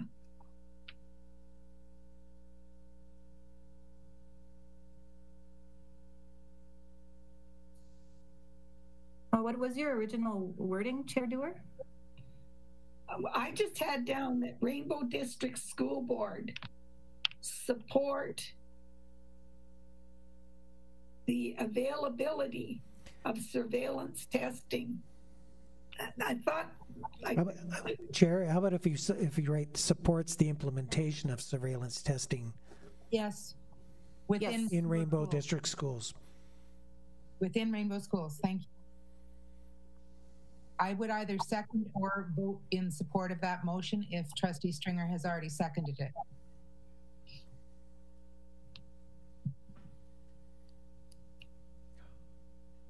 Madam Chair? Trustee Stringer? In rereading that, Rainbow District School Board supports the implementation of surveillance, asymptomatic surveillance testing in Rainbow schools. Maybe we want to have a word in there after supports that gives a little more suggesting that we'd like that done imminently, or I would say, sorry, how about requests instead of supports? I was going to suggest that. How about if we switch to request? Yeah, request the immediate implementation of asymptomatic surveillance testing within Rainbow schools. Could we articulate then who we're requesting this from as part of the motion? Well, we'll request it from everybody. Wouldn't you think? Why don't we send it to you know. If we could, I think sorry, Chair, if we keep it broad, I think we can, you know, send it both to the ministry and the public health unit, as well as we can elicit additional support from other entities that may help influence that decision. Thanks.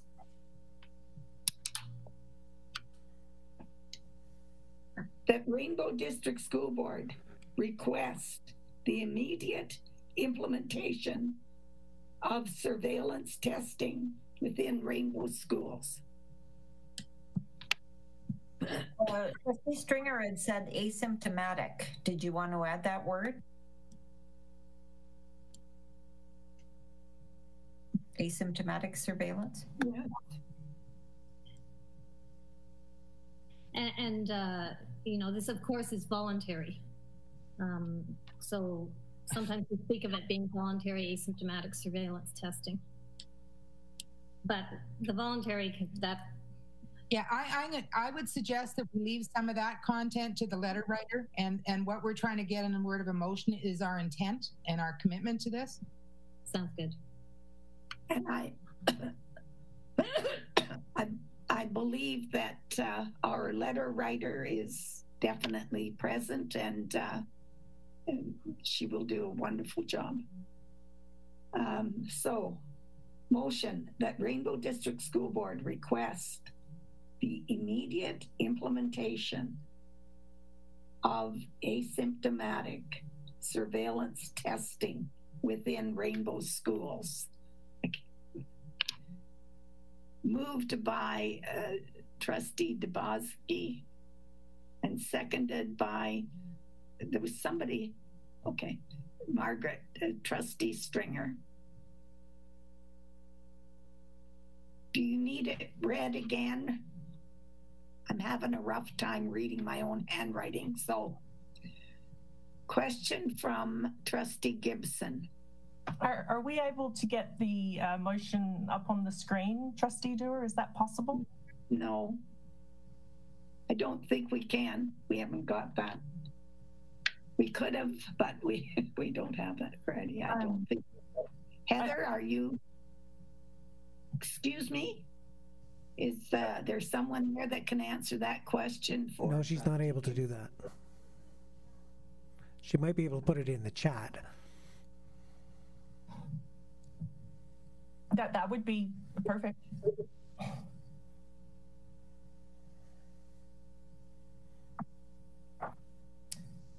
And if I could make a comment, Chair Dewar, supplementary. Yeah. I do want to have a look at how the motion is written, but I am concerned that we are requesting immediate testing in our area. I'm not sure that I fully comprehend the priorities that the province has to juggle and take into consideration when it is putting these resources in place. And I'm not just talking about funding, but staff and everything that's required to do this. I'm not sure that I have the knowledge to assume that we should go to the front of the line, especially considering, you know, there's other parts of the province that are in much worse situations than us. So that's, I would like to see it so I can actually see how it reads, because I do have some concerns with the equity. You take a look at it, please. Heather has posted it. Heather posted it. Trustee Gibson. Heather, I'm sorry, you had it up there and now I don't see it.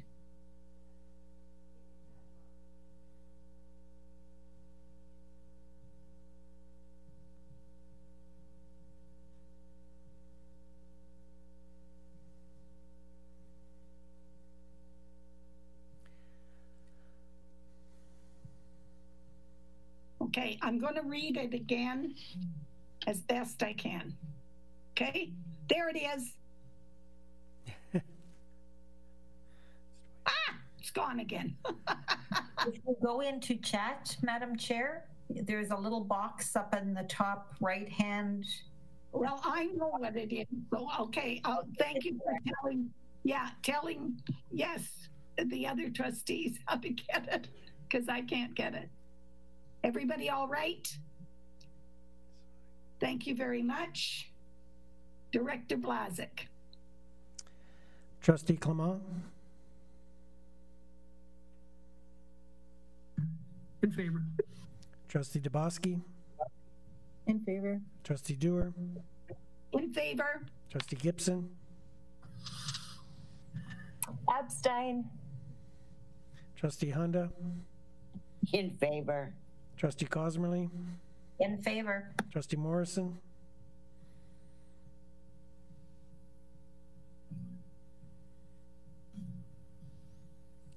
Trustee St. Jean? Abstain. Trustee Stringer? In favor. Trustee Morrison? She's still on? Huh? She's there, but her mic's muted. Trustee Morrison, the mic is muted.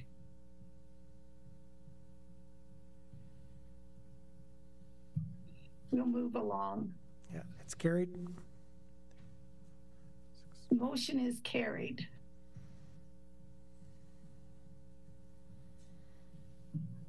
Okay. Anyone else? Thank you very much. And thank you, Trustee Bosby and Trustee Stringer.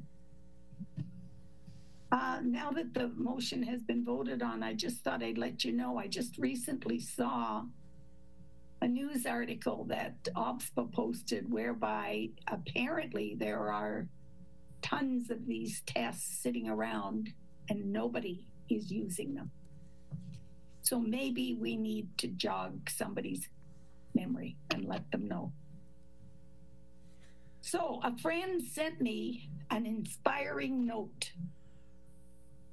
At the end of the day, and it goes like this. At the end of the day, what really matters is that your loved ones are well, you've tried your best, and that you're thankful for all you have. That is a very true statement. But we're in a pandemic, and I'm fed up. It's been a year. But in COVID time, which is my real time right now, it's been forever. Wear a mask. Keep your distance. Stay home.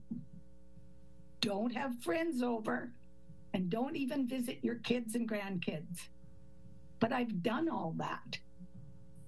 I'm tired of it. Students are frustrated. Dedicated staff have been pushed to the limit. Parents are exhausted, and our businesses are struggling. Everyone is tired of COVID. However, we need to make a choice. We need to choose whether we're part of the problem or whether we're part of the solution. Those are our choices.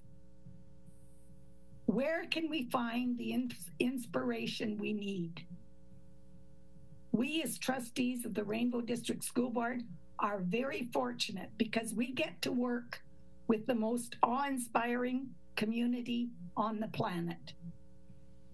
That's our educational community. Every single employee with the Rainbow Board has been amazing.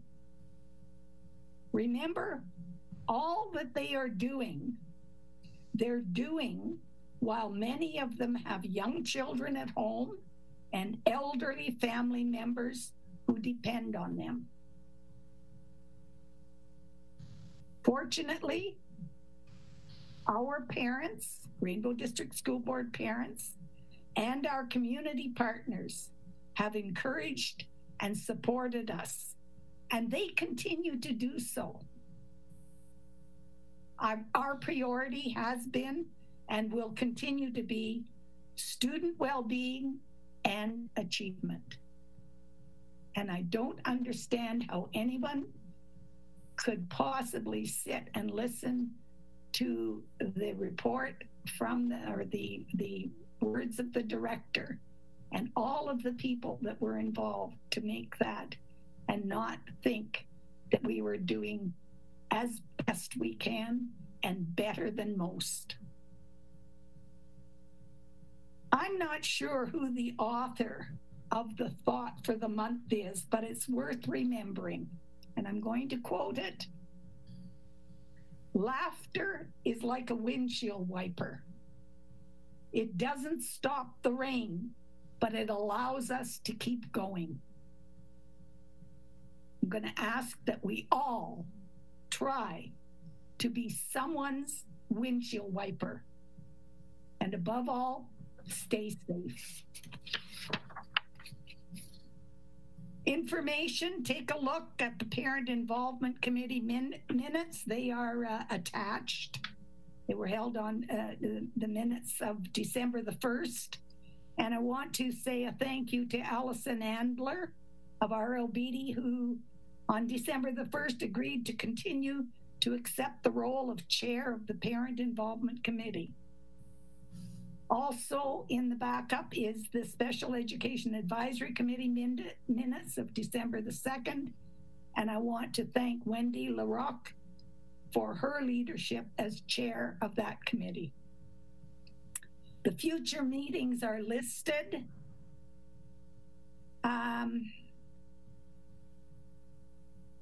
If you see some mistake somewhere down the road, just make sure you get a hold of Heather and she'll fix it up. But we have those following meetings. I hope to see lots of you, or not see you, but see you. COVID see you for the OBSPA PEZ on Thursday. I thank each and every one of the trustees. You have done everything you possibly can to assist in every way you can. That we do now adjourn, moved by Trustee Cosmerly, seconded by Trustee St. Jean, and we'll all wave goodbye and say goodbye to all. Thank you once again.